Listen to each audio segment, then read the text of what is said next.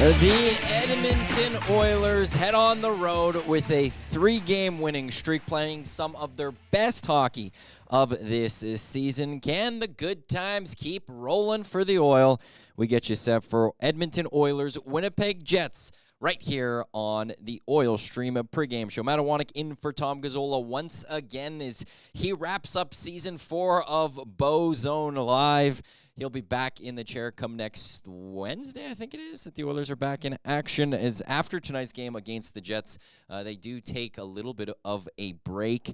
But this Oilers, I don't, right now, you might argue that this Oilers team don't want that break because of how well that they are playing. YouTube Trev alongside as well. We'll bring him into the show momentarily. You are always welcome in the show as well. You can text us 780-218-9999 in the Parish Jewelers inbox, or you can jump into the nasty chat later in the show.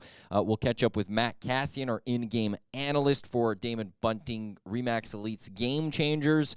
We'll also hear from Chris Knoblauch, Zack Hyman, Ryan Nugent-Hopkins from the Edmonton Oilers. So lots to get to over the next hour and a half as you get you set for the game that's coming up at 6 o'clock. 6 o'clock, baby. 6 o'clock. We had the first nasty chat that we got on, and a message into the Parish Jewelers inbox at 401 had a picture of a listener who didn't put their name on it, but a picture of their dog, a cute little dog with the Oilers bandana on. Next to that dog, 2 4-packs of 6 o'clocker lagers. Launch party was yesterday. It is now available in stores, Sobeys and Safeway liquor stores. And I haven't been able to leave the office today, so I don't know how it's going personally. I don't have any personal experience on this. But based on what we're getting from the Parish Jewelers inbox, from the nasty chat all day, from what we're hearing on Twitter, they're flying off the shelves. Cass said he bought some today. And then what did Dusty say? Where is that message? Dusty picked up on his way home, and there were only 8 4-packs left on the west end where Dusty was. And when he was in there, a Nasty Club member also walked in and to buy some too. So those 6 o'clocker lagers, they are flying off the shelves. If you haven't got any yet, you're gonna want to do so very quickly, because the bear of the week that's gonna be like for tomorrow in the flyer and everything, it's the 6 o'clocker lager, and people are gonna go on the weekend looking for it, and it might be gone. There might not be any. So you're going to want to go jump in on that. It is a delicious beer. But yeah, what a perfect time for tonight's game. 6 o'clock rolls around. You open up a 6 o'clocker lager, and you watch the Edmonton Oilers take on the Winnipeg Jets. Before we bring in YouTube, Trev, let's take a look at the lineups for the Edmonton Oilers tonight. Connor McDavid will be in between Ryan Nugent-Hopkins and Zack Hyman, who's making his return to the lineup after missing the game on Tuesday against the Golden Knights due to an illness. Second line will have Draisaitl in between Kane and Brown. McLeod in between Fogle and Ryan.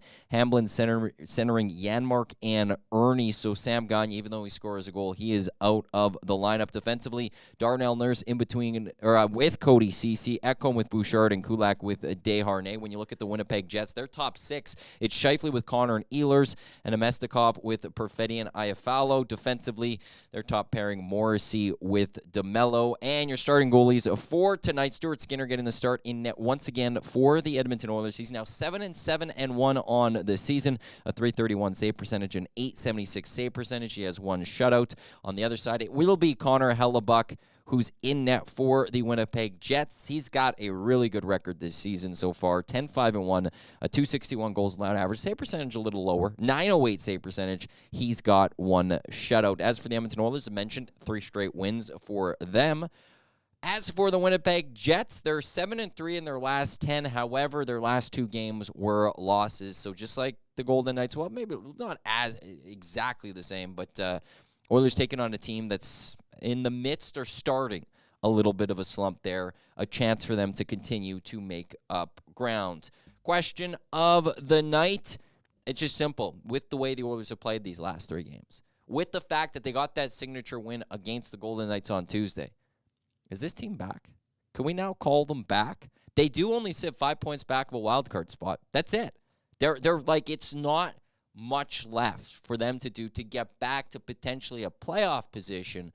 by the time, let's say, Christmas rolls around, they got to keep winning hockey games, that's for sure. The other part, to get to 500, it'd still be a little bit to go. But are the Edmonton Oilers back? 780-218-9999, or you can jump into the Nasty Chat on YouTube. And with that, let's bring in YouTube Trev and his glorious, glorious stash on the screen. There's the stash, which obviously, if the Oilers win today, is definitely going to have to be there next Wednesday when they take on the Stars. So there's no shaving of that off.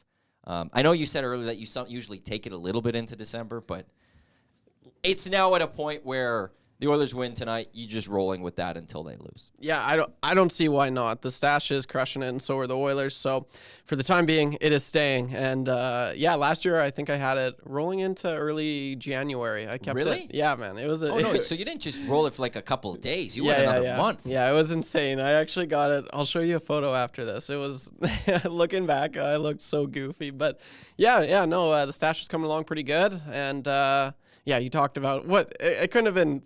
It's like we planned it. 6 o'clock game tonight, 6 o'clock logger. Oh, launch. My gosh. The 6 o'clocker logger comes out for you to have a 6 o'clocker for the game. You're going to see lots of photos, lots of tweets tonight. People will be crushing that back and enjoying, hopefully, a very entertaining game. So it's gonna be a fun night, Maddie, and I gotta congratulate you. You know, Tommy's stepping in after this, but you've done like in the chat. Give Maddie some props. He's been absolutely crushing it here at EST. There's still a third game to go, dude. Oh, there's still one more? No, like for today. Oh, the show has just started. This could get off the rails very quickly. That's fair. No, let's not get ahead of ourselves. I still think you're crushing it. So gotta be Maddie. Also, I didn't shout it out on we're on the lock shop today. Thank you to CoolBet, our boys at CoolBet, for getting us the merch. We're both wearing the hoodie. When you get new stuff, you just go wear it, right? I'm loving it. It feels, that new hoodie feeling. It just feels so soft until you wash it the first time. So I'm enjoying that. It's so soft on the inside and nice thick material. CoolBet, they do it right. I need to wash it. It's a little big. Yeah. Not gonna lie. Oh yeah, well, that's fair. Mine's a little baggy. Mine's a little baggy. But I like to wear things a little tighter. That's just me. That's just me. X-Ray J in the Nasty Chat going, will be a tough test tonight. Jets coming off getting shut out 2-0 by the Dallas Stars. Hard to imagine Hellebuck surrendering 5. The Oilers need to win this year. Please play a solid defensive game. Are the Oilers back, YouTube, Trev?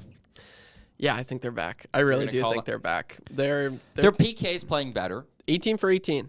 Like, we could talk about how good McDavid's been over the last little bit, the last few games, and how he's producing and he's getting his points that we all knew and would expect that were going to come from Connor. And it's very easy to be like, this team's back only because of Connor's scoring. I think there's other things, too, though, where you look at the PK is rolling. You just threw out the stat right there. That's just as important as anything, because when the Oilers were losing all those hockey games this season, how many goals did they give up on the PK? It was just if the Oilers took a penalty, basically it's like, okay, at least once a game, the Oilers are giving up a goal shorthanded. You have to overcome that goal. No, for sure. Yeah, special teams has looked a lot better as of late, and it's so nice to see. As for the power play, 1 for 3 last game, that was also good. So that's going to be it's clicking at a rate that we were so used to seeing last year. So super nice. But are the Oilers back? I think so.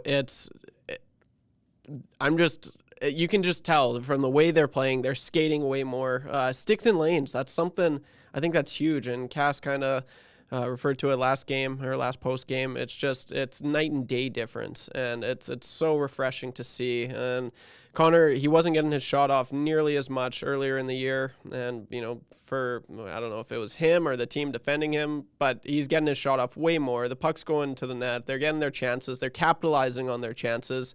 They were snake bitten for so long, and they're not snake bitten anymore. So Zack Hyman coming into tonight, so that's going to be huge as well. Huge props to Mattias Janmark, because I think he did. I think he did pretty good last game. Full credit to YouTube Trev. For anyone that watched the Oil Stream pregame show on Tuesday night, we got the news Hyman was drawing out. We got the news Janmark's going to the top line. I was like, went right to CoolBet. What's it for Janmark to score a goal? Plus 725 or what it was. It was 7-something, I remember. Immediately, Trevor's like, hit it. And I was like, well, I'm not so. And you're like, hit it. I just had a weird feeling. And sometimes you just get that gut feeling. I didn't hit it. I didn't put anything on it. And then Matty texts me. He's like, you we were should have right. hit it. You were right. Like you absolutely called that one. It did buddy. make some things interesting for tonight because I know some people right after the game. Now, look, you have to do it the way it's playing out, I think, with Chris Knoblauch. But, Sam Gagner does score a goal. Janmark produces on the top line. I was like, well, who do you pull out when Hyman comes back in? Because somebody's got to come out. And it is Sam Gagner in the end. I understand where people are coming from with, well, he scored a goal. Like, do you take him out? But I think Sam Gagner knows his role. Yeah. I think Sam Gagner knows that when he comes in, he's there to produce. But he's not an everyday player for this team and is more than good to come out of that lineup as opposed to trying to find someone else. It is interesting. You don't always see that, though. That player that comes out at bottom six that scores a goal and is out of the lineup. So it was either him or Ernie. I think Ernie, he brings more physicality to the game, and he skates a little bit better, so maybe that's the only thing. But it is interesting because Gagner has been able to produce. He's scored 3 goals this season, I believe. But Ernie's been playing really well. Yeah, right? Like in the last few games, he's been skating. Like, he's actually, I didn't know he could skate that good, and he's been way more noticeable. So I kind of see it. Is it the ice time that he's getting? Is it just the Knoblauch? I don't know. Is he just playing him more? I don't know, but he's playing way better than what he was at the beginning of the year. I know Dusty talked about it on a Wednesday yesterday following, because he did postgame, and Dustin will be back for one last postgame as well tonight. With YouTube Trev. They'll break down this action as soon as the game ends. Come here to Edmonton Sports Talk, edmontonsportstalk.com, tune in radio or here on YouTube. He was surprised and stunned at just how many people they weren't taking the win just exactly for the win. They were going after Ryan McLeod and stuff, especially. He was taking a lot of heat. But does giving up a lead again concern you, though? The fact that they were up 4-2 and they blew it, and that was a win over the Golden Knights, but it was in shootout. When they were up 4-2 in the third period, does it concern you that once again they couldn't hold on to a lead? It does to an extent. At the end of the day, they got the job done, even though it was in the shootout. They did win, right? You look at every playoff game against the Vegas Golden Knights last year, they were up, and then what happened? They blew it. They blew it. They led every single game of the series, right? Yeah, exactly. So, and then you look as early, or just this recent road trip with Tampa Bay, they were up, and then they're down Florida. So it's baby steps, right? And it's nice to see. Finally, they were able to, and like, I don't think Dusty, he was so right when he said it. Like, the Oilers were in control that third period for the most part. Like, it's the Vegas Golden Knights. You're expecting a huge push from them, and you didn't get that. It took them, like, I think it was 8-10 minutes in for them to get their first shot. So that's super impressive that the Oilers were able to weather the storm. And then not only that, it's just I don't think their goals were really, like, set plays. I kind of think it was just quick blunders. The Oilers just... They happened to have a hiccup, and they capitalized on them quick. But as far as the play of the game goes, I think the Oilers owned that whole third period. So I wasn't too, it sucks that but it wasn't like against Carolina where they were just had them hemmed in, and they were just keep pressuring them. They score, pressuring them. The defense for the most part was pretty sound, and I didn't think that they I don't know. It wasn't. They played good. They played good that third period. So I don't know. I'm not too worried. I got to get into just a technical thing here. Yeah. Can you bump up your microphone a bit? Because I think your levels were way lower than my levels. I think so. There we are. Hello, testing. 1 2 1 2. Yeah, I think that's gonna. That looks better. Not levels wise. I don't know if it's gonna sound better or if it's gonna sound worse or something. But based on the levels of what I'm saying, so this is a problem you have when you work with me. Like, when it's Dusty, Eric, or Tom, they don't know anything that's going on really over there. Dusty a little bit, but they don't know anything. I know what's going on over there, so I'm a little more nitpicky. Yeah, I wasn't eyeing it down. I should have been. And we don't take That's way better. We don't take commercials anymore. So, like, before I would try to tell you in a commercial break, but no, it's better. I can't do that. So I hope that works. But I want people to be able to hear what you have to say, YouTube Trev. I want them to hear clearly where you're coming with this. Getting into the nasty chat here. Sedmo saving Gags for the playoffs. Wouldn't that be something, actually? What a story that would be if the Oilers get to the playoffs and also Sam Gagner is kind of the hero of the playoffs for this team. He saves a couple of games or a couple of series. And that'd be huge. Like, what a way for him to go out. And because you'd think it's pretty much almost over for him at that point. And that would be just what a story that would be able to be written. It'd be amazing. You know, the Oilers favorites coming to this year. They bring him in on a PTO. He comes in his first game. He gets his 2 goals. Bounces around all year from in the lineup, from out of the lineup. The Oilers, after this rough start, get to the playoffs. Have a couple moments in the playoffs, which is not looking good. And all of a sudden, Sam Gagner saves the team. Number 89 saves this team. Being amazing. I said a 9-point game in the playoffs. Now, you want to know something? To top, he gets the 9th or 10th point in that one. That's how it plays out.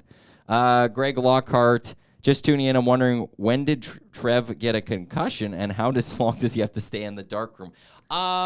The lighting's facing you guys. Yeah, no, like, so how doesn't this room face is me. designed. It's all of our surround. Is I think the only way that works, because when I sat there for when Chris Knoblauch was hired and Jay Woodcroft was fired, and I did a show with Tommy, I didn't have these lights on. I had just the regular room lights, and it worked. But I don't know if there's a better setting to maybe show you a little bit more.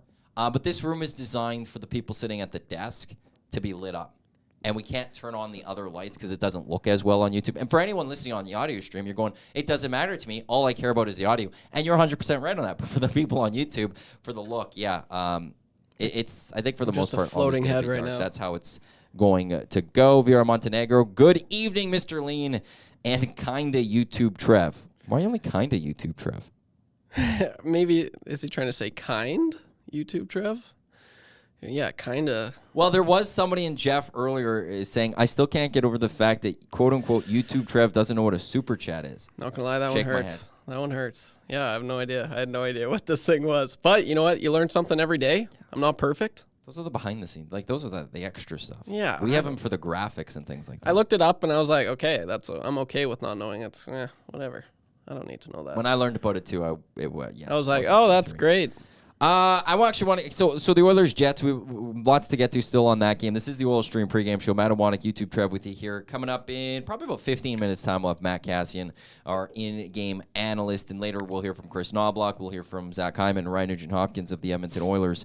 But there was a trade that happened in the NHL just minutes before we came on the air, and the Vancouver Canucks picking up Zadorov for, if I'm getting this right, 2026 third-round pick and 2024 fifth-round pick, and immediately YouTube Trev was not happy because he wanted you wanted him with the Oilers. I think that's exactly what you want Vinny Desharnais to be and more. Like, he's got that physicality to him, and he can chip in offensively. His offensive numbers are very surprising. So I remember the last game last year, he got a hat trick. Kind of surprising. So, that's a great addition to an already just really, really good Vancouver Canucks team. They're just lights out this year. And this is going to help them a lot. Like, Quinn Hughes is going to be able to just roll on the offense even more. He's just, I don't know. I don't know if they're going to split up him and Hronek. But this is just a great addition, and he's gonna work wonders for Vancouver. What's surprising to me, one is that if you're the Calgary Flames, you made a trade with a division team. Like that's always weird. That's not something you always see. So for the Vancouver Canucks to be able to make a deal with the Calgary Flames, that's a little surprising. The other thing too is, like, look, I know there was the trade request, but the Calgary Flames sit 1 point out of a playoff spot. Like, really? You didn't have to trade him. You could have just kept trying to. You have a chance at potentially making the playoffs this year with the way the West is shaping up. And I'm surprised they're making a move like that where they're not bringing any bodies in to help them right now, you know? It is very surprising. You help a divisional team that, look, you're probably not catching them either. Like, the Oilers are going to have a tough time catching the Canucks. I'm not going to seriously say the Flames are going to be able to catch the Canucks either. But you also didn't help yourself in this when it comes to your team. So that one, to me, was a very interesting trade.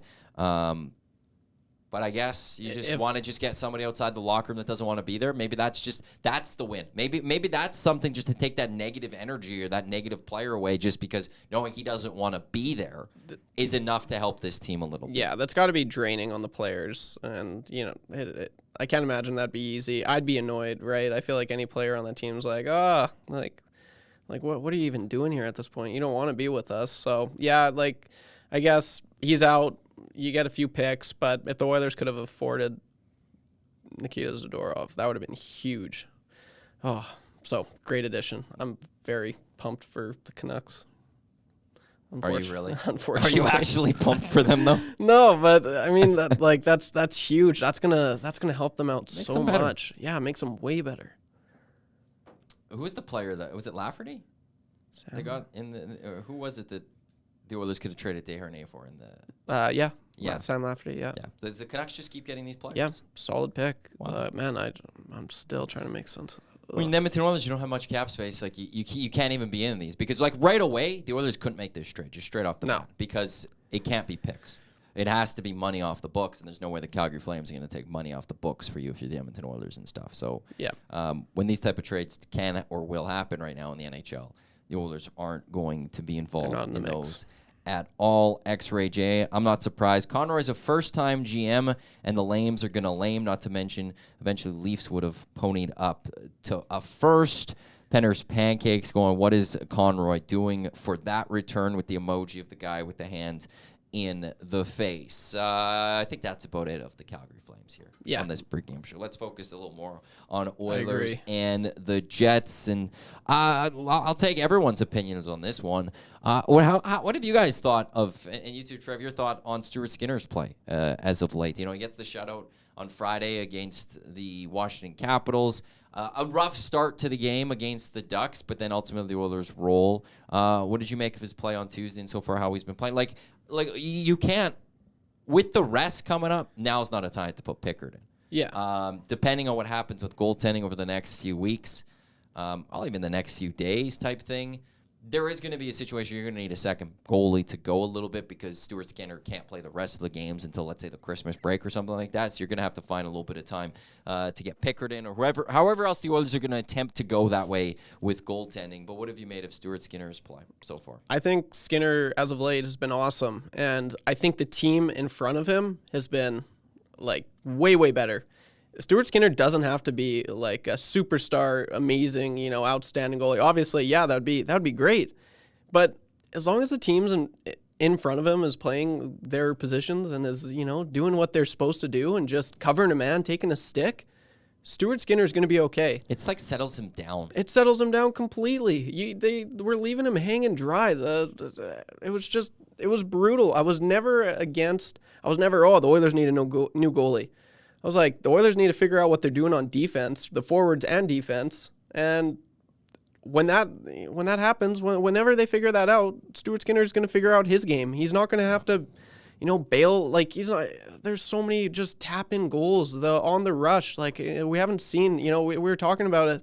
We sound like broken records for so long there. Just the on the rush goals. Oh, here comes another on the rush. That's large part. Yeah, Stuart Skinner. Maybe there's a few goals you probably want he'd like to save, but when it's a 2-on-1, a 3-on-2, and they don't know how to defend, that's not making it any easier on Skinner. So Stuart Skinner is playing pretty good, and that's all he really needs to play is pretty good. As long as the team in front of him is playing, good, great, he's going to play great. So it all depends on how the Oilers just are in front of him is what I've been seeing.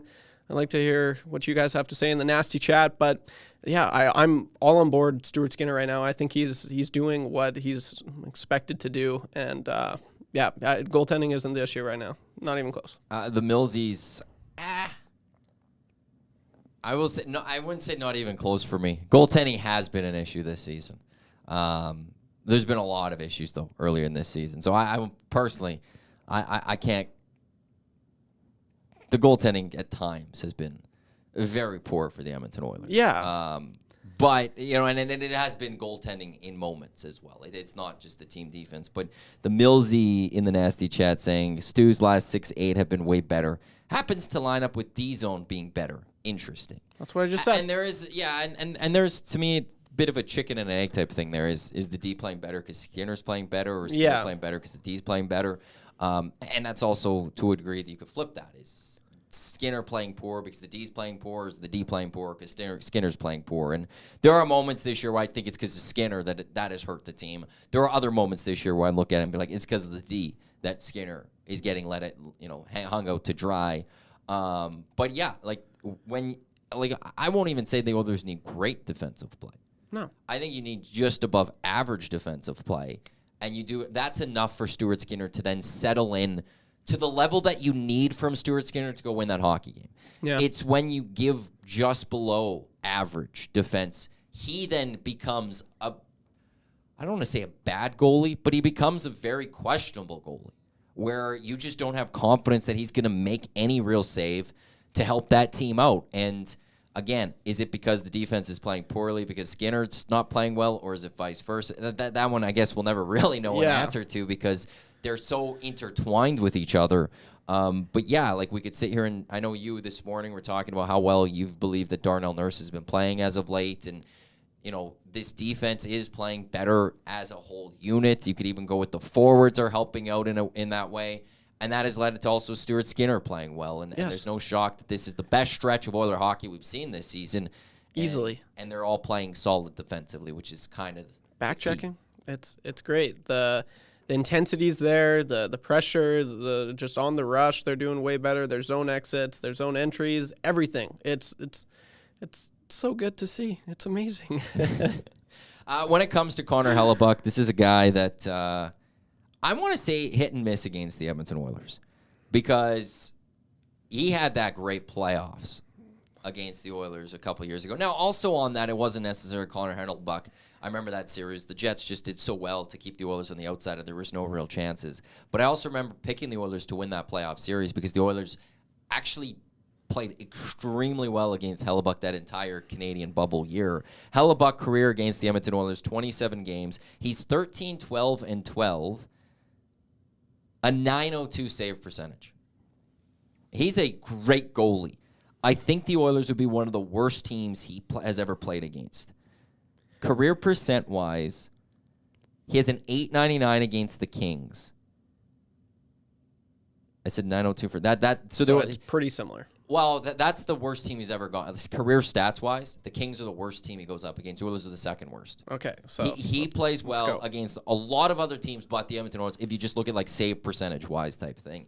But sometimes when it matters most, he settles in and he gets it down. So this is one of those games where I don't know if the term applies to a goalie as good as Connor Hellebuck, but it's there where he can quote-unquote goalie you. He has the ability to do that. I don't know if I always like to use goal. I feel like goalie to me is when it's someone you're not expecting. Yeah, I like that way better. Expect Connor Hellebuck to settle in and dominate this hockey game. And the Oilers get nothing on him because he just plays that great. And to me, that's not goaling. That's just Connor Hellebuck being Connor Hellebuck because he's an unbelievable goaltender. Yeah. But historically, the Oilers have done well against him, which is kind of weird. It's the same as I think it with Carey Price. I don't know if it was career, but Carey Price coming to Edmonton he just wasn't good in Edmonton, mostly at like Rexall Place and stuff. It just he would get pulled. Weird. They stopped playing him at times when they're coming down because he just didn't have it at Rexall or in Edmonton in general. Connor Hellebuck, regular season wise historically, doesn't really have it against the Edmonton Oilers, but he's that good of a goalie that I don't care that it's a .902 save percentage. I don't care that really he's below 500. He has more losses than wins against the Edmonton Oilers. That's a darn good goalie, and the Oilers are going to have to be on top of their game offensively if they're going to win this hockey game. It's not going to be easy to put 5 past Connor Hellebuck. Yeah, no, not at all. And I love Winnipeg. Like they got a lot of players on their back end. Like I love Schmidt. Brendan Dillon's huge. Josh Morrissey coming off, a lot of people, they were calling him Josh Norrisy. That was his nickname. They wanted him to win the Norris Trophy last year, which is awarded to the best defenseman. So Rick Bowness, like he's very structured. They're very defensive. They can play, they can shut it down. And when you've got Connor Hellebuck, a Vezina winner 3 years ago, yeah, it is scary. And you look what he does in the big moments. He just shut the door down on the Oilers and just got swept there. So super impressive. But I remember watching Leon Draisaitl. He looks, Connor McDavid, Leon Draisaitl, they love the challenge, right? And Connor Hellebuck, he loves the challenge as well, right? He's going to be like, okay, I want to shut the door against the 2 best players in the world tonight. But yeah, man, Leon Draisaitl, I just remember probably his 2 best goals of the year last year were against Connor Hellebuck. And if you know, he went high glove. It just literally, or no, that one was on David Riddick. But then in Winnipeg, he just scored an absolute beauty. Toe drag, backhand, top shelf. It was unreal. So they know how to score against Connor Hellebuck. But will that happen? I don't know. He's an unreal goalie. Yeah, probably the best American goalie right now in hockey, right up there with Thatcher Demko. There's a few, but yeah, he's elite. Ottinger. There was as well. a discussion. Oh man, American goalies are insane right now. I've been seeing that discussion a little bit online right now, where it's if we get to a best on best tournament, that's where Canada's weak at that spot. Like, who is the starting goalie for the Canadians? Stuart Skinner. And who's the start? Like, they have so many options to choose from. The Americans of top goalies, and that's a nice. I think it was Ryan Whitney on Speeding Chicklets. He thinks the U.S. though would roll the Canadians, because who would be the Canadian goalie, and who would be the American goalies? And I'll just say this: if it was right now, we did best on best tournaments. I'm sorry, Connor with McKinnon. Oh, that's just kind of deadly. And it's not like Canada doesn't have defense. Like, what have we been talking about with the Oilers? What could really help your goaltending out? Yes. Playing team defense. They could find a couple of defenders that are going to play pretty well for for Team Canada if they needed to. I'm not worried about if we're lucky enough right now to be getting prepared for, let's say, a Canada-US best of 7 series, best on best. I'm still putting all the money down on Team Canada easily. Don't get me going. I am so rattled that we still haven't seen Sid and Connor lace them up. That's a shame. But, yeah, no, I'm with you. I'm absolutely with you. McDavid, McKinnon, oh, my God. I just want to see that speed together. Like, I don't care who you pair them with. Yeah. Just give me McDavid with McKinnon. Let's go. And Cale Makar in the blue. Like, imagine if you had – because they did it at the Olympics in 2018. There was a 3-on-3 there. Imagine a 3-on-3 where you're throwing McKinnon, Makar, and McDavid on the ice Game together. over. Dude. Be amazing. That's where history. That's unreal. Yeah, that's amazing. This is the Oil Stream pregame show. Matt Iwanyk, YouTube Trev with you here as the Oilers getting set to take on the Jets out in Winnipeg. Puck drop just after 6 o'clock, which is perfect for the 6 o'clocker logger in the nasty chat. Spills says Sobeys Liquor in Lewis Estates is sold out of the 6 o'clocker logger. I tried to get some there, which is mission accomplished. You're excited, Trev. I haven't gone and picked some up yet, so I hope there's still some for me to go purchase. But it is great to see how well that is going. And right away here, yes, we can actually bring him in right now. Matt Kassian, he's our in-game analyst. He's also the F1 AM Nasty Constructor Champion for 2023, so well done once again, Cass, on that. And you just picked up a couple of 6 o'clocker loggers as well out in Sherwood Park. Cass, how were those loggers? They are absolutely stupendous. They are stupendous. Like, I was so and I've talked about it a few times, as has everybody. Not that I was worried. Not that maybe I was. Not that I thought that know what it's going to be like. No, you never know. Like, I wouldn't say I was like, I'm just terrified that Alley Cat's going to make this thing not good. But there's like that little bit of fear of like, what if it's not good? Or like, what if I don't really like this? Or what if people aren't going to like it? But it's absolutely delicious. It's fantastic. Like I said, for an easy drinking thing, and one of my favorite things, which to me is one of the biggest keys with a good lager, is the taste that you are left with in your mouth. Like the finish to the beer, you take your sip, you swallow it, and what is left there is the finish on the beer, and the finish on this is perfectly clean for lager. Like it's fantastic. So I grabbed a couple of them. I had a couple other people that asked me, it was like, hey, Mick, can you grab me some, just to make sure that they could get them. So there still was a decent amount at Sherwood Park, but I asked the guys at the till, they're like, yeah, they're starting to move. I guess, kind of that the end of the business day around that 4 p.m. started to hit, and they're like, yeah, they started to move right about 4. They're all they're starting to fly off the shelves. So make sure you hurry up and get them if you have a chance, and if your store still has them. You're right on the, like, you never know what it's going to taste like when it's something like that. And you don't want to have the moment like with us on the watch party, all cracking it, all taking a sip, and all have us and having just to go, be like, that's delicious. I'm going to finish that a little bit later and enjoy it by myself. You don't want something like that. It's like, are you a Friends fan? Did you ever watch Friends?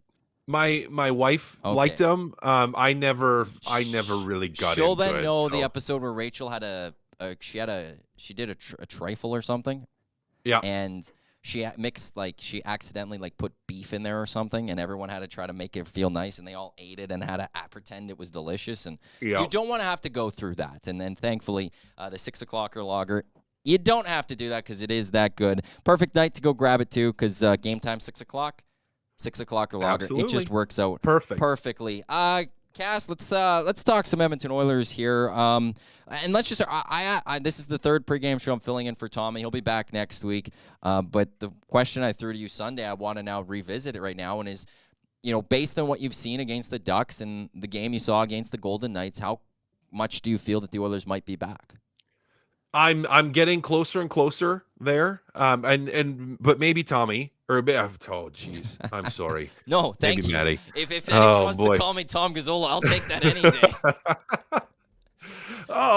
I think we have to first define what being back means, right? Like, what do we mean when we say they're back? A threat in the playoffs. A threat in the playoffs. I won't go Stanley Cup contender yet, but a team that should be in the playoffs and will be a threat and a hard out in the playoffs. It could be, yeah. I mean, I think they would be if they make the playoffs, but it's still going to be difficult for them to get there. I'm like, if I'm percentage grading this thing, I'm at like 65 to 70% towards saying that. Like, depending on the moment you catch me in. So I'll probably say, yeah, I think they're back right now more often than I say, no, they're not there yet. They've won a couple of games in a row now. They finally beat a division leading team.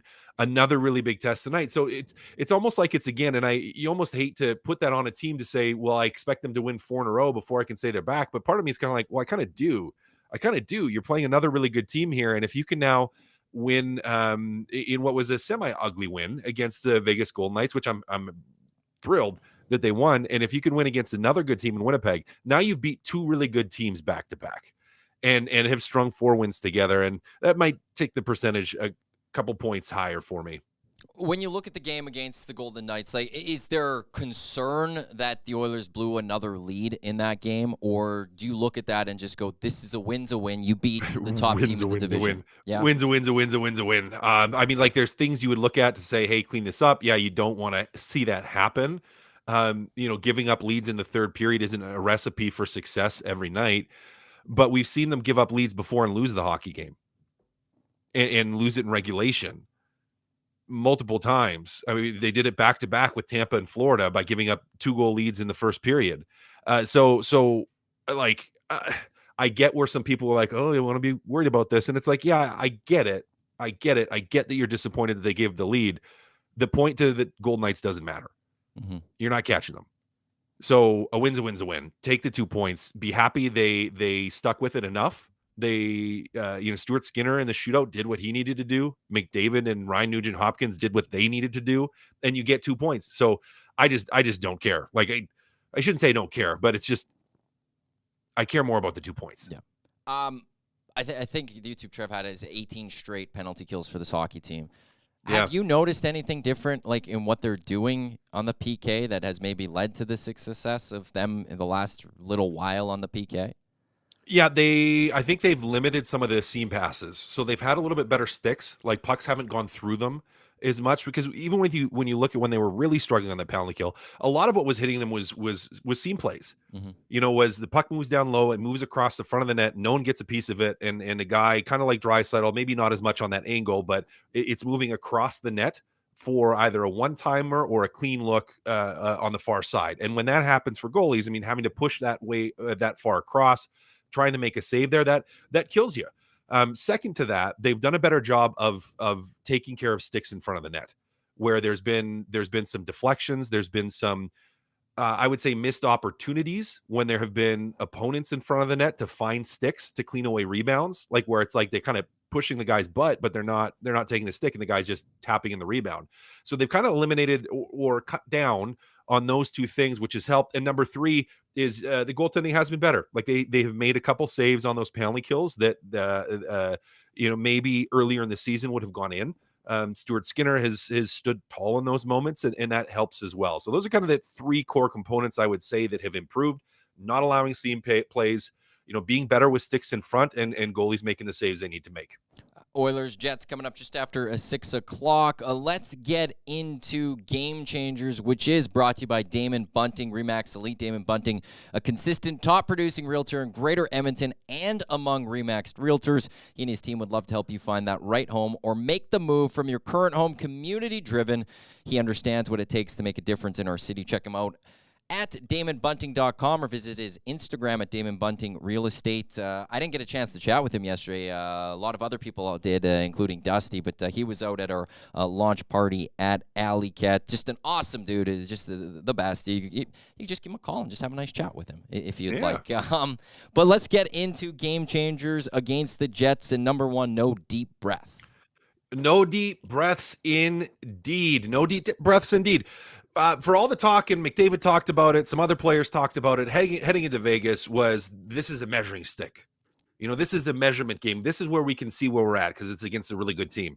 There can be a tendency after games like that when you go out and you win to kind of relax a little bit, especially for a group that has struggled a lot this year, hadn't really beat a top-tier team. There can be a little bit of an emotional letdown. I mean, it's that you just go and you have a big success, and then the next day you're like, well, why do I feel so blue? And why do I kind of feel down today after just having this fantastic day yesterday? It's like your body's natural and your brain's natural response to when you have success, you get that dopamine rush, you get that excitement, you get that good feeling. And then the natural inclination is to have it swing back the other direction to kind of pass that normal medium to a little bit of in hockey terms, a little bit of complacency. I mean, that's an easy place to get to mentally after a big win. Now, maybe that they gave up the lead that tempers it a little bit, but for the Edmonton Oilers, we want to see them come out here and play again like this is a measuring stick game, because it really is, and not have that, well, we got a whole bunch of days off coming up. We have a break. We've been playing better. We've won a bunch in a row. You know what? If this one doesn't quite go our way, that's okay. Like you don't want to have that mentality creeping at all. So really, really important that internally in that dressing room, the guys that have been leading them the last number of games. So McDavid, your Draisaitl, not great last game, but certainly one of the leaders on the team. Darnell Nurse, who has been fantastic the last couple of games. Ekholm has improved his game the last couple of games. That those core pieces are really driving home the message of just being prepared to play today and playing against a Winnipeg team that has been playing pretty good hockey. Oh, yeah, we had the numbers earlier. They're 7-3, I think it is, in their last 10, but they've lost their last 2. So starting on that little bit of maybe a slump type thing, but they're still a really good team right now, and they've got a great goalie in net. Let's get to game changer number 2. So game changer number 2. Hyman returns. Hyman returns. Looks like he's coming back into the lineup. I really think Mattias Janmark played a very, very good game. He played a great game stepping in relief for Hyman. Coming out of that one, gets the goal, contributes, is really good on the penalty kill. With that being said, Hyman's a pretty big piece to be missing, and a guy you certainly don't want to be gone for long. For both the power play as well as for just their 5-on-5 playing. I mean, he's a guy. He's a heart and soul working type of guy. That's generally always engaged, always around the puck, greasing it up, getting cross-checked, getting knocked down, fighting through everything. And so just a really big piece. So a big part of the Oilers lineup. It's great to see him back in, and absolutely he's got potential to be a guy that can be the difference from an offensive standpoint. So big piece coming back for Edmonton. Fortunate. It does look like he's going to play, and hey, he's going to be a big part of it. Well, it was funny because we had pre-taped Game Changers before the game against the Golden Knights, and as our segment was wrapping up, like before that, me and Trev were talking about the game. Trev was feeling really good about the Oilers' chances against the Golden Knights, and then we got the word that Hyman was going out, and immediately it was like, oh boy, like, it was like a big significant thing. Like, well, who goes up there? How is this going to, like, yeah, this is a team that, kind of should be constructed maybe a little bit better, some would argue. But when you lose a guy like Zack Hyman, it wasn't just a natural, oh, that's easy to replace. Janmark goes up there where everyone thinks, no, that's going to be perfectly fine. That one goes to just show how important Hyman is, and also kind of maybe a little bit that the depth's maybe not there for the Edmonton Oilers as it has been maybe in the past couple of years. Well, maybe, but also it goes to show you how important a player Janmark is, and they were missing him for a while. in that they don't necessarily have a ton of options, and he is a guy that can step in, and he's not someone you want there long term. I mean, you don't want him there every game. You're not going to have him there the rest of the season, but he has the ability to step in and function decently well in that position. But I mean, Hyman's just a hard player to replace. I mean, and I know McDavid and Draisaitl. I mean, they're impossible to replace those guys. Some of the best players in the world. But for Hyman, it's like you both have to look at just stylistically what he brings to the lines he plays on, as well as just his offensive ability. I mean, it's going to impact you. I don't care how good your depth is. You may have other players that can step in. Pretty rare to have guys that can play at that level and play that way. So it affects. And same thing is like, all of a sudden, when I got up to the press box, and I was just like, oh, wait a second, like, wait a second, what's going on here? What did I miss? And I mean, I missed it. Yeah, it's a late scratch, but again, it's big for this group that he's back, and he's going to be a part of them. Just hopefully continuing to roll out tonight. This is Game Changers on the Oil Stream pregame show. Iwanyk, Matt Kassian with you here as the Oilers getting set to take on the Jets just after 6 o'clock out in Winnipeg. On that, Janmark goes up to that top line. He scores. Sam Gagner draws into the game. He also scores. Is it weird that he's being taken out of the lineup after scoring, or is that's just his role on this team right now? Is he fills in occasionally and he naturally has to come out because Hyman's got to get back in? Yeah, a little bit of both. Little bit of both. I mean, I'd like Ernie to come out of the lineup personally before Gagner, but then you're looking at playing on an offhand with the amount of guys you have. So Gagner maybe gets a little bit of spot duty. I mean, I just love his game. Because it is just little gritty. He's not like at a Hyman level in terms of where he can skate and what he can do right now. But it's like Gagner is he's a dirty player. He's a gritty player. It's not like he's running guys over, but he's just always involved. And he shows us sometimes, like you saw with that passing play to Adam Ernie, he can still make some plays. And that shot and that goal, I mean, that was a great shot through traffic, going just above pad height that finds its way home. And he really, for a limited amount of ice time, has contributed offensively quite well since he came back up and has been playing with Edmonton. So he probably is a guy that's going to come out of the lineup. We most likely will see him being one of the guys that's in and out. But on a positive side, at least he's there if you do have someone that does go down, that he's going to be able to function on your third or fourth line. He is going to be able to hopefully chip in offensively. And, he brings a veteran glue to the room just from a personality standpoint. So, I mean, I think he's an important player. He's not that important that you need him every night in the lineup, but just even being around, I think is a positive thing from Sam Gagner. Game Changers number 3 for Damon Bunting, Remax Elite, Pionka-Donk. Neil Pionka-Donk, one of the few guys that we have seen been able to either slow down or really frustrate McDavid. Connor McDavid is going to see a lot of Neil Pionk tonight. I mean, I know matchups don't always get executed the way the coaches want, but as much as they are able, the Winnipeg Jets will try to have Pionk out there against McDavid. He's a physical guy. He's a strong guy. He skates well. And with the absolute tear that Connor McDavid has been on, I mean, there's going to be a portion of this game that's going to be, how well does Pionk play McDavid? Can he have success against him? Because Connor is feeling it right now. He's back on that hot streak. He's dangerous every time he touches the puck, and Pionk's going to try to get in his grill, slow him down, frustrate him, make sure that he doesn't have as much time and space to wind it up as he'd like. So an interesting matchup. It's one of those ones, like the Doughty one's always interesting. The McDavid versus Doughty when they play each other, watching that matchup. And I think for me, one of the other against McDavid too, it seems.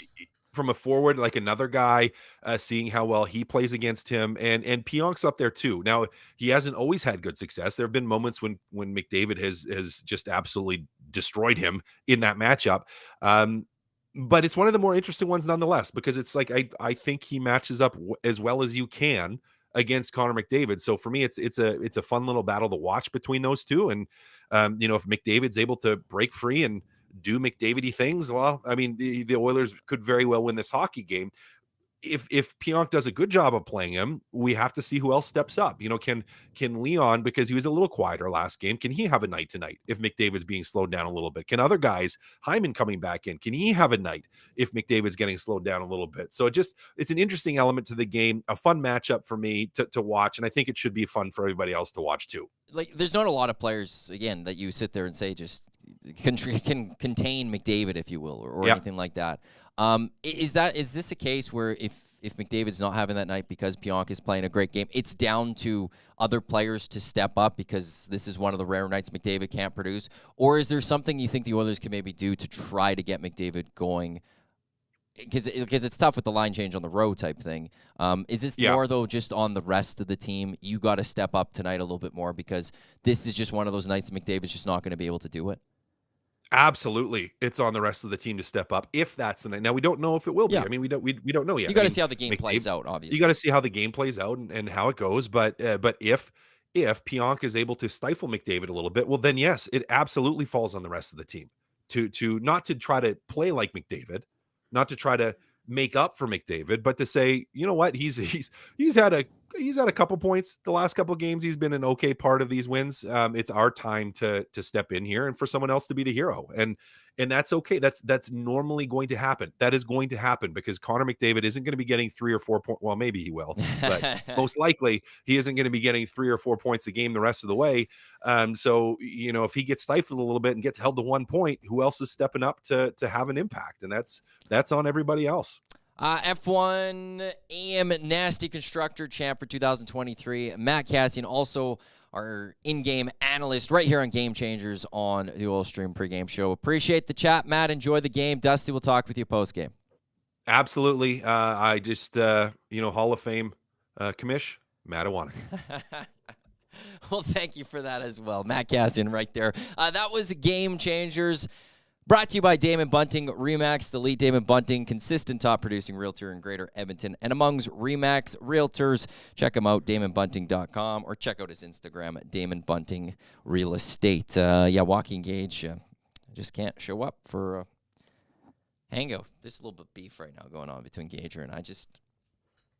Look, I was just, as a commissioner, and I still am a commissioner, maybe not an Edmonton Sports Talk draft commissioner, I'm still the commissioner of my CFL Junior Fantasy League, the greatest CFL Fantasy League in the world. If you're doing an F1 Fantasy League, I'm sorry, what does F1 do? And he was coming at me on Two Guys today saying I was whining about needing a trophy last year. F1 hands out trophies to people that finish first, second, and third. So last year I finished second. I said I deserve something for second. That's what Formula One does. This is a Formula One Fantasy Football League. Let's go. Where's my second place trophy? This year, we all had to put in 2 cars, 2 teams. What happens with that? The team that has the best 2 cars combined is your constructor champ, which was Matt Kassian. He deserves a championship this year. Just because Gager is supposed to be this F1 expert, can't figure out how to do an F1 fantasy league, that's not my problem. You just got to do better, Gager. It's just that simple. Learn if you want to be this F1, enthusiast. Then maybe learn what F1 does and follow suit in what F1 does. This is the reason we play a QB. We don't just put random players in a QB spot. You got to be a QB to QB because that's what you do in football. In F1, when you finish second or third, you get a trophy. When you have the best teams combined, you're the constructor champ. So congratulations, Matt Kassian, #1 constructor champion for 2023.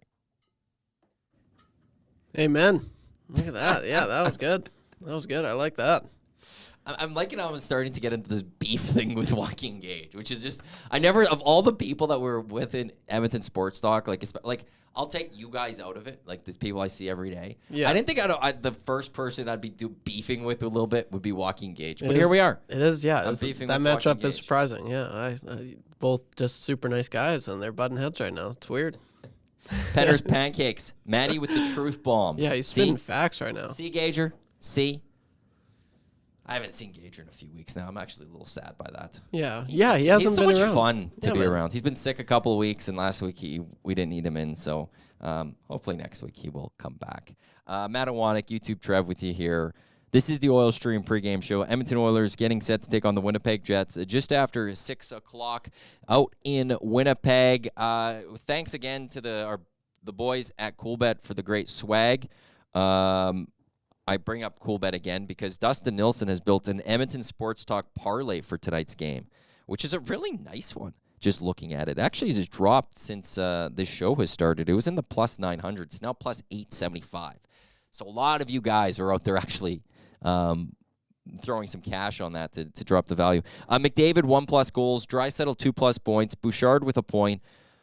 The game to go over 5.5 and the Oilers to win. It's plus 875. Okay, if this game has over 6 goals or more, I could see McDavid having a goal. And Draisaitl having 2 points? Absolutely. And easily one of those is coming on the PP, which gives Bouchard his point. That's a nice little parlay Dusty is set up there. Yeah. Plus 875. That's not bad. I agree with everything that he put together this morning. Yeah? Yeah. You got the YouTube Trev approval? Yeah, it absolutely did. The McDavid, well, and even Bouch. I think I read it's 7-game point streak he's on right now. So I think that continues tonight. I agree with everything he did. I'm actually just, like, the number. Just surprising. Plus 875. Now, generally, like I know when Dusty's done these a little bit more, it'd be like Draisaitl with a goal, McDavid with 2+ points, and that's where the number would be lower. But yeah, I could see all that hitting easily. And then that's a plus 875. That's a good night on CoolBet. That's exclusively on CoolBet. Head to coolbet.com. Click on exclusive. Right there is the Edmonton Sports Talk parlay. There is a lock shop parlay. Did they do anything on tonight? They did things. They did 2 NFL parlays. They also did the centers of attention. Connor McDavid, 2+ points. Mark Scheifele, 2+ points. And Edmonton, Winnipeg to go over 6.5 goals. That's plus 850. So if McDavid has 2 points, Scheifele has 2 points or more for both those guys, and the game gets 7 goals combined or more, that's plus 850. Obviously, Edmonton Sports Talk, Winnipeg Sports Talk coming together for that lock shop parlay. And those always get a little bit boosted as well, thanks to the boys at CoolBet. So, yeah, jump in on that one. Vance Vandervan jumping in. YouTube Trev was on point with Yamark goal on Tuesday. What's his money-making bowl prediction for tonight? Do you got a nice bowl prediction that you're going to go with? You got something? Yeah, I think Darnell Nurse is going to score tonight. He's going to get a goal? Yeah, I think he's going to get a goal. He's oh, wow. It's been a while. I was looking at it. I forget when he last scored, but I could feel. I got a weird feeling. Did he score in Philly? Or I might be misremembering that. Oh no, I think you're right. Darnell Nurse. Let me you're search right, that but up. I'm even going to spice it up more. I think it's going to be on a 2-on-1. Okay, well you can't bet on that I know of. But yeah, no, you can't bet on that. But that's my bold prediction. 2-on-1 from Darnell Nurse not even listed. Or am I missing that wrong? Goals. No, he's not even listed for this one. Not a will he score when it comes to CoolBet. They don't even believe he's going to score. That's how off the board you're going. Yeah, he's going to score tonight. When it comes to Darnell Nurse, his last goal, if I could pull this up a little quicker.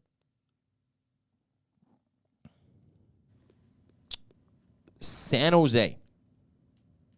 Yep, that's right. I remember that now. He also did score against the Jets this year. Jets. In their overtime loss back on 21st of October. That was his first goal of the season. He didn't score against Philly. He scored against Nashville in the loss here in Edmonton, and then he scored in San Jose on that the game basically that got Jay Woodcroft fired. But those are the 3 goals. So he hasn't scored in his last 9 games. 9 so games. Ending a 9-game yeah, it's gonna happen. goal You heard it here drought. first. That's your thing. I don't have a lean for tonight. I didn't look close enough for that. I do like both those. I like the EST parlay. I also like that CoolBet one where it's a combination of the centers of McDavid and Scheifele. I don't mind that one. This could be a really fun game that we're getting set for out in Winnipeg with the Jets taking on the Oilers. Your thoughts always welcome. 780-218-9999. You could also jump into the Nasty Chat on YouTube. Christian in Winnipeg saying, tune into the pregame show while sitting at the arena in Winnipeg. Pregame warm-up about to start. Well, thanks for tuning in from out there, Christian. I believe you're a Nasty Club member. I'm not sure if you've jumped in and picked your shipping or not, but you're going to want to do that because everything is here for the Nasty Club members. But I think, Christian, I need your info of, because obviously you're in Winnipeg, so you can't do the local pickup. So I'm going to need you to jump in and do the shipping part. Anyone who's a Nasty Club member, and if you haven't quote-unquote claimed your membership bundle, please head to the Nasty Club. And if you click on exclusive offers, there'll be a spot where you can pick up local or you can pay for the shipping. Do that because everything is here. I am going to be spending tonight's game actually getting all the Nasty Club packages ready to go. I will also send an email to anyone that is choosing local pickup. I'm just going to say this right now. Feel free to stop by the office tomorrow to come pick them up. Your package might not, I'm thinking I'll get them all done tonight. There's a chance I might be a little tired at some point and have to just throw in the towel and go home. If you come and your package isn't completely packaged up yet, it takes me like 30 seconds to package it up for you so I can quickly grab your pack too. So I'm just going to say it right now. I haven't sent the emails yet, but if you're a Nasty Club member, one of the annual members, whether you're just a regular annual or the premium, if you could stop by the office tomorrow. We're generally open 9 till 1:30. I'll be by for a couple of hours past 1:30, or as of next week, Monday through Friday. We'll be good to go. Again, if your pickup option and it's not completely ready, I've already told the boys this today. We had a meeting today, and I said, even if anything happens, if I'm in the hangout, just pull me. Pull me from the hangout. I'll deal with it. So for you Nasty Club members, let's get that going. Penner's Pancakes already jumping in, going nice thumbs up and swag, and Christian saying he'll get that sorted out post game. Thank you. Feel free to do it tomorrow too if you would like as well. Matt Iwanyk, YouTube Trev with you here. Let's actually, you've got it all set up there nicely, YouTube Trev. With the Oilers taking on the Jets, let's get into the locker room and let's hear from the head coach of the Edmonton Oilers, Chris Knoblauch, in advance of tonight's game against the Jets. Weeks as head coach, it's been a brief time to see the way that Connor McDavid plays, but especially as of late, what have you observed about how he's been performing? Well, I think certainly there was a lot of frustration when I got here and the way the team had been playing, and his point production wasn't what it typically is. Right now, I'm playing with a lot of confidence and building some chemistry with his Nugent Hopkins and Hyman. They've creating a lot of opportunities, scoring a lot of goals, but also the power play. Gullinson's got it back on track and just ultimately just eased their frustration and told them to stick with it, and they've got so much skill that they'd find it. So right now I think he's enjoying playing hockey right now, and I think before this, with the pressure of the team and underperformance and all that, it can be hard for any hockey player, but especially a player that puts so much pressure on himself. With that frustration and now where he is today, coming into tonight, what have you noticed about the leadership of, yes, Connor, but also the collective? It's tough for me to really evaluate that. It's been such a short time, but, I think the work ethic's been there. The attitude's been great. I think there's been a lot of assurances, like the other night against Vegas on the bench. Obviously, I thought we played a really good third period. Unfortunately, we make a couple mistakes, and they tie it up. And guys on the bench were very optimistic, very positive about, let's stick with it. Let's stay with our game. We'll get these 2 points. Certainly that's what you need from your team, because there's going to be ups and downs, and other teams are going to be having their pushes, and you just got to ultimately stick with your game plan. Chris, what are the tactical priorities you've tried to implement since taking over to turn the ship around? Well, I think every coach knows the importance of playing good team defense. You got to be able to keep the puck out of your net, and that's through the penalty kill, 5-on-5 play. I think for the defensive zone, we've tightened some things up or addressed some things. Hasn't changed very much, but we just wanted to really put a lot of emphasis on our line rush coverage, on not giving up scoring chances. 40-45% of goals 5-on-5 come off the rush, and we as a group need to change some things and just know our roles and make better decisions. And it's only been a short sample, so we're still working on that, but I think that's been the biggest point of emphasis for me. Chris, what have you seen from a guy like Sam Gagner, who obviously worked really hard just to get back to playing shape after the off-season surgeries, and really well-respected veteran in the league, and he comes in the lineup the other night and scores and has that great debut with a few weeks back with Edmonton? Yeah, no, Sam's been great for us, and there's been a couple games where he came out, but we're starting to get guys healthy. We've got Brown coming back, Janmark coming back. But to see him get that goal the other night, we're very happy for him. The bench was really excited. But I see a player that makes other players smarter. He's maybe not as fast as he used to be, but he can still shoot the puck. He can score. All the goals I see in practice, he's probably the leading goal scorer. He shoots to score. But ultimately, he knows the positional play. He reads it really well. But I think he can also play with smart hockey players just because he can find them and get them the puck. As a new coach in the league, is there a balance of implementing the systems you want to play with but not putting too much change right away? Yeah, no, absolutely. There's there's things that I need to change, just the vocabulary that I use with the players. I might have a term for something that I've always used, and I don't want to use that term if they're not familiar with it. So I'm trying to learn what they call something, whether it's a breakout play or a face-off, whatever it is. But then also, the biggest thing for players to play well is they have to be, free, just being able to play free and not overthinking, and just things come easily for them. And as a coach coming in, there's obviously going to be change, and you can't have too much change because it's just them being overburdened with so much information that they can't play the way they want to. So as we go through this, there's been a lot of repetition, a lot of things that I'm reviewing and emphasizing things that I want them to do. But we made some small changes, but I don't want to do too much. And in terms of the vocabulary, is having Connor Brown, Connor McDavid, guys who've played for you in the past, is it kind of helpful to have them?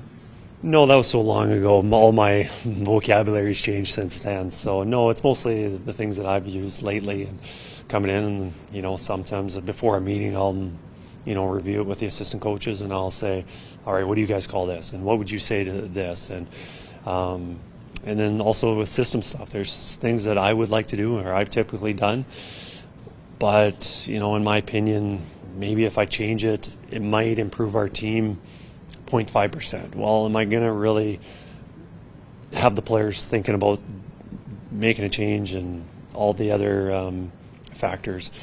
We'll just stick with what we're doing right now, and maybe down the road then we change it. But I think the biggest thing for me coming in here was just eliminating the frustration and knowing them that they're a good hockey team and we can play. We just have to simplify. Chris, every team seems to take on some of the personality of their head coach. Are there any kind of personality or identity traits that you want to see shift with this team slowly, of course, over time? I'm sure they will.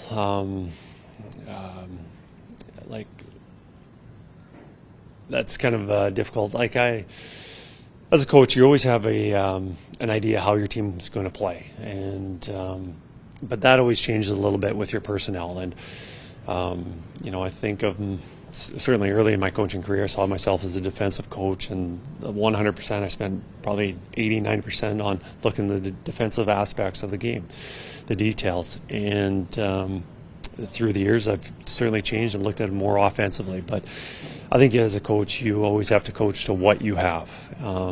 There's always things that you want your team to do and the systems that you play and things that you're comfortable teaching. But you also have to look at what the players that you have and put them in a situation to succeed. Chris, Mark Stewart played several years here. You tasked him with penalty killing. It's at 92%. What is, how's that adjustment going with him? I mean, obviously you're getting some results, but what are you seeing out of the PK right now? Well, I think a lot of it has to do with the way we're playing 5-on-5. We're moving our feet, we're checking, we've got good sticks, good angles. Good penalty kill obviously has to do with good goaltending. I think we've been getting good goaltending on the penalty kill. But I think Stewie's been doing a great job with communicating, having a good, clear message for the players in the mornings, so they're prepared to whoever we're playing that night. But another thing we've changed is just having pairs, just regular pairs, guys who know who they're going to be with, so they can read and react off each other, and it just makes it so much easier for the group, especially with the guys who are on the ice. And we got Iwanyk and Brown, who were initially out at the beginning when I came here, just that they were hurt. Now we've got those two as a pair. They've been great. We have Ryan and Nugent Hopkins together. They're starting to build some chemistry, and usually they're the first over the boards. And then Fogle and McLeod, round out our top 6 on the penalty kill. But I feel that each night when we have our 12 forwards, probably 10 of them we'd feel comfortable killing on a regular basis. But we wanted to give some ownership to those guys, and they've been doing a really good job. Chris, the focus is on your own team, but what have you learned about the Jets on the pre-scout? Fast, a lot of skill. They're certainly on their top 2 lines. Defensemen like to get up in the play, especially Morrissey. And obviously, we got to work to get our goals because they've got a pretty good guy in net there. So, I don't know. I think most of my focus through our pre-scouts has certainly been about the Edmonton Oilers, trying to get our team together. And we'll touch on what the opposition is doing right now. And, I think ultimately Winnipeg's a really good 5-on-5 team. And you look at the scoring through their 4 lines, that we're going to need our depth tonight playing well. What's the best piece of advice you got before taking the job? I don't think I had any time to get any advice from anyone, just because it was so fast. It was more a lot of congratulations. But, I go back to my first time I got a good job as a head coach in the Western Hockey League, and the previous coach that I was working with, who was moving to go to the American League, Mark Hollick, just said, just be yourself. And, if you try and coach the way I was doing, players will see through it, and you just do it the way you feel that you have to do it. And there's Chris Knoblauch, head coach of the Edmonton Oilers, speaking in advance of tonight's game between the Oilers and Jets. Matt Iwanyk, YouTube, Trev with you here on Edmonton Sports Talk. This is the Oil Stream, a pregame show. Just looking in the nasty chat as well as the Paris Jewelers inbox, 780-218-9999. Big Uke saying, enjoy the game, everyone. Hoping to snag some 6 o'clockers on my way home for game time. Dreben 13. Hopefully I'm getting that somewhat right. Just tuning in to let you all know, I came home just now to find out that my wife picked up a pack of 6 o'clocker lager, jacked. So there's a great wife there for you. You enjoy those 6 o'clockers for the game. We got another text from the RBM just sending us a picture of a pack of 6 o'clocker lagers, and Nick from St. Albert telling us, just grab the last of the 6 o'clocker lager from St. Albert. So he's looking forward to having them for the 6 o'clock game. You'd think we planned it this way too. Like it seems like it. You'd think we planned to have it out on the night the Oilers play a 6 o'clock game, and it just happens to be that way. Straight up. It just works out so perfectly. We legitimately did not plan for that, and I just realized that as we were getting set for the pregame today. I was like, oh, crap. Yeah, 6 o'clocker. That's perfect. All the nasties tonight, just cracking open a 6 o'clock lager at 6 o'clock for the Oilers game. Just incredible. It writes itself. It's beautiful. We will catch up, or not catch up, but we'll hear from Zack Hyman in advance of tonight's game. But just quickly going through the Oilers lineup again for you tonight. McDavid in between Nugent Hopkins and Hyman, who will return from the illness he had that kept him out of the lineup on Tuesday. Draisaitl centering Kane and Brown. McLeod in between Fogle and Ryan and Hamblin. He will center a 4th line with Iwanyk and Ernie. Defensively, it's Nurse with Ceci, Ekholm with Bouchard, Kulak with Desharnais. Stuart Skinner getting the start in net for the Oilers, while Connor Hellebuck will start for the Winnipeg Jets. As for the Jets, top 6 for them, Scheifele with Connor and Ehlers, Nemesnikov with Perfetti and Iafallo, and their top D pairing is Morrissey and DeMello. With that, let's hear from Zack Hyman of your Edmonton Oilers. How you didn't feel well in the morning. You actually went back and they sent you home. Yeah. What was that day like for you? It was not fun. I morning skated, tried to grind it out, and then it just kind of got progressively worse. So 24-hour bug, but good to be back. Yeah. I was going to say, is that one of those where they have to almost tell you, like that's what Chris, like you would have probably done it, but they were kind of like, hey, yeah, take the rest. Yeah, it kind of hit me in the worst time. So it just progressively got worse just before game time, and yeah, it was it wasn't good. It wasn't pretty. It was everything everybody's experienced that before. It kind of ran through my house, and then I was the last one to fall. But you know what? I feel great now, and excited to be back with the guys. It was a huge win. Just I think everybody stepped up, and it was awesome to see. It's early in the season, but you got this big break coming up. Do you look at it as kind of, hey, this is our last game for a bit? Let's get a season high in wins, and look at it that way a little bit. For sure. I think obviously things are starting to turn for our team. We've been playing really well of late. This is a huge game against a great opponent, obviously, and you want to feel good going into that. Anytime you play a game, when you win a game, you want to keep playing. When you lose a game, you want to keep playing. But it feels a lot better when you win, right? So I think it's a nice break, obviously, and we want to go into it feeling good, and a win would definitely do that.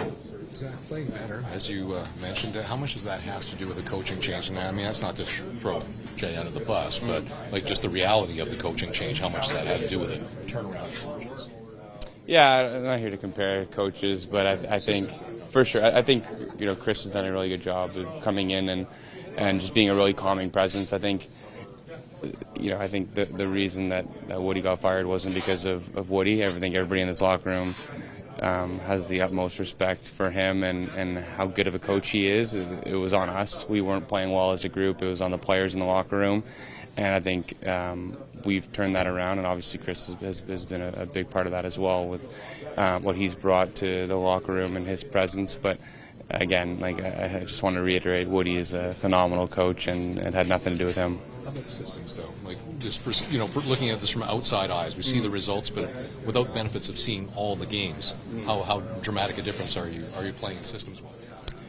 I think there are some tweaks, obviously, to our game, and I think if you watch, you can kind of see those things. Again, I'll go down to just work and accountability from collectively as a group. I think that comes first and foremost, is going out there and making sure that you're putting in the effort, and the thing that costs us, I would say, in the beginning of the year were little mental errors and mistakes, and I think we've been eliminating those and keeping them to small numbers in games. Everybody's going to make mistakes, but I think if you watch the beginning of our season, there were just crucial mistakes at crucial times that were continuously happening.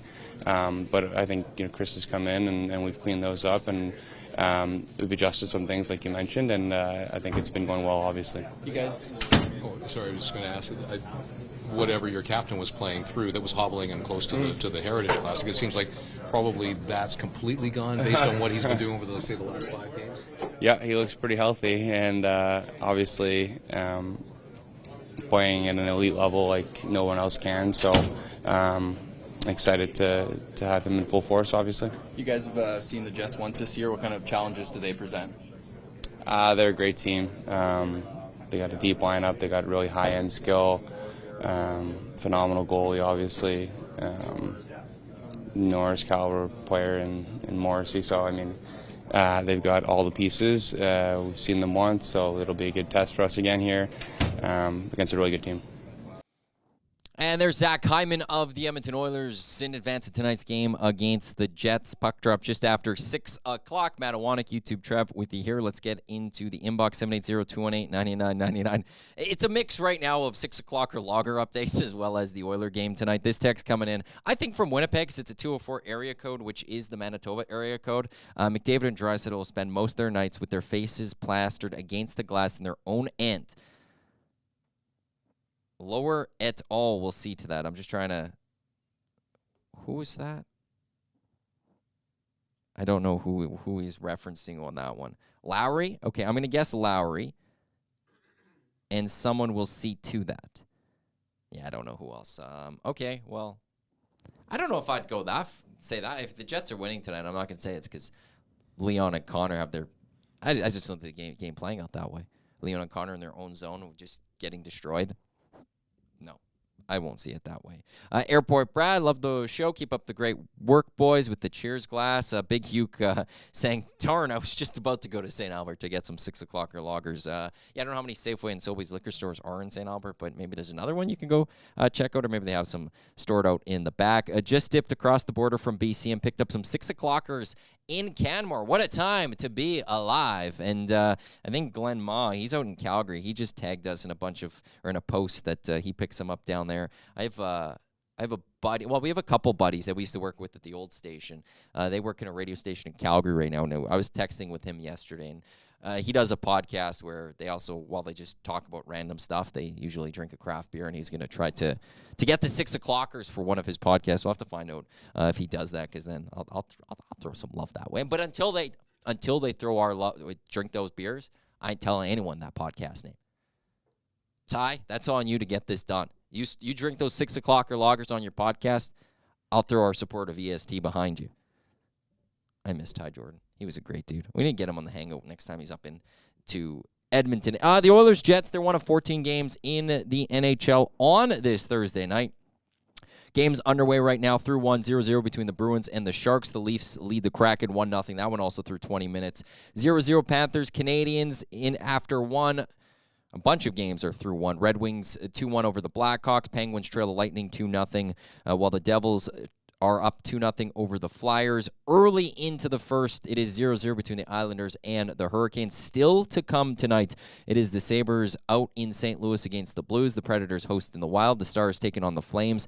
Avalanche taking on the Coyotes. Canucks hosting the Golden Knights, that's a huge matchup that's coming up tonight. A big Pacific Division matchup. And the Ducks taking on the Capitals out in Anaheim. For the Edmonton Oilers, coming into this game, they only sit 5 points back of a playoff spot. Right now, the last wild card team, it is the Nashville Predators. They sit at 22 points through 21 games. The Oilers have only played 21 games themselves, so there's no game in hands anywhere. They are at 17 points. So the Oilers looking to continue their good play as of late over the last 3 games into tonight's game against the Winnipeg Jets team, who've lost 2 in a row, but they are 7-3 in their last 10 games. They sit third in their division, which is the Central, 26 points. This is going to be a very good hockey team and a very good test for the Edmonton Oilers.